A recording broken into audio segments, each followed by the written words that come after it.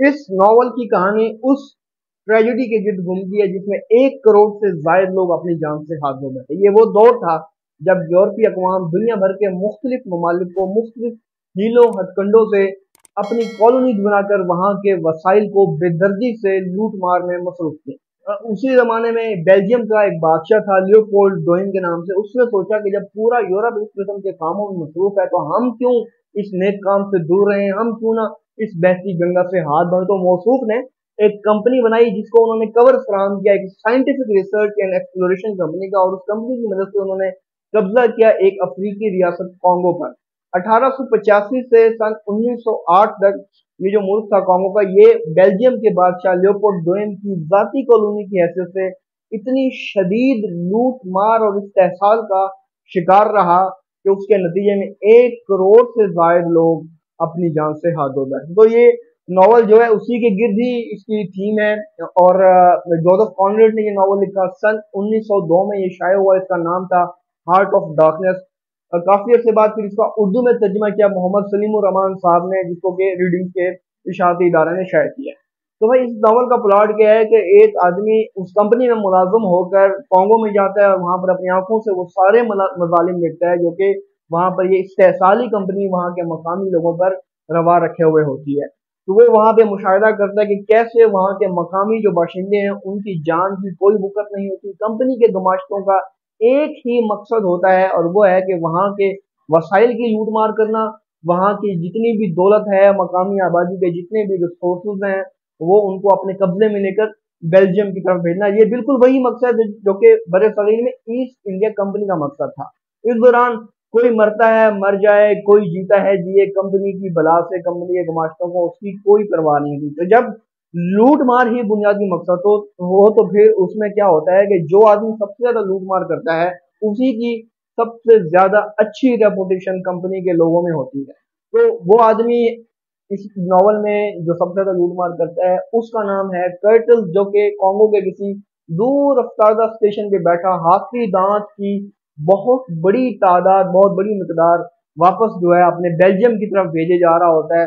और इतनी ज्यादा वो लूटमार कर रहा होता है कि उसका हर तरफ एक डंका बज रहा होता है और लोग उसकी बड़ी तारीफ कर रहे होते हैं कि जनाब उसने को बहुत बड़ा तीर मार दिया है।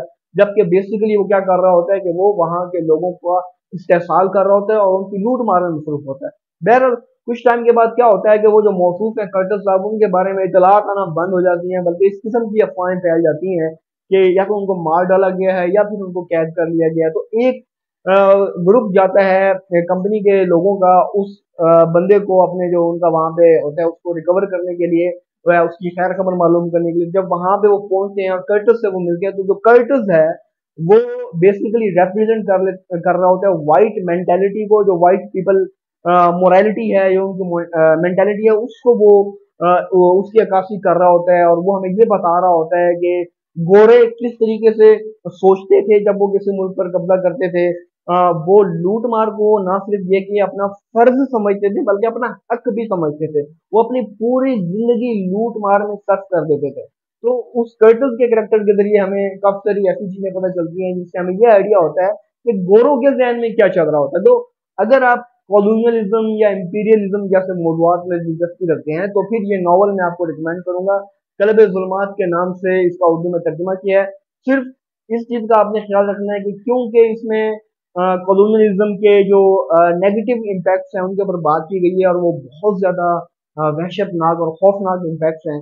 तो ये नॉवल पढ़ते हुए आपके ऊपर बहरहाल एक उदासी सी या एक पुरस्कार बोझल सी फजा तारी हो जाती है।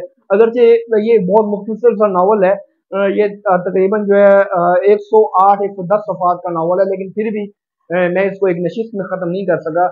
बाद दिल इतना दुखी हो जाता है जब आप देखते हैं कि अंग्रेज या जो गोरे थे वो मकामी लोगों पर कितना जुल्म कर रहे होते हैं। तो दिल करता है कि इस नॉवल को आगे ना पढ़ा जाए। तो मसलन इसमें एक सीन था जिसमें एक मकामी आदमी इन्हीं गोरों के लिए काम कर रहा होता है और फिर एक जगह जब उसकी जंग होती है तो उस जंग में वो मरता है। उसके सीने में नेजा जब घोंप दिया जाता है तो मरते हुए वो जिस तरीके से अपने आकाओं को देख रहा होता है, जैसे वो ये कह रहा हो कि मैंने पूरी जिंदगी तुम्हारे ऊपर सर्फ कर दी, मैंने तुम पर अपनी जान भी कुर्बान कर दी, क्या तुम मुझे इस मुसीबत से निकाल सकते हो। और फिर कितनी बेरहमी से उसकी लाश को नीचे समंदर में दरिया में फेंक दिया जाता है। तो इस तरीके के जो मनाजर होते हैं वो आपको बहुत दुखी करते हैं। कॉलोनियलिज्म और इम्पीरियलिज्म के जो इम्पैक्ट्स है मकामी आबादी पर, उनके बारे में ये बहुत ही मुनासिब नावल है। रिकमेंडेड है अगर आप इस मौजूद में इन किस्म के मौजूद में दिलचस्पी रखते हैं। वीडियो को शेयर करें, किताब ज़िंदगी को सब्सक्राइब और फॉलो करें। Thank you.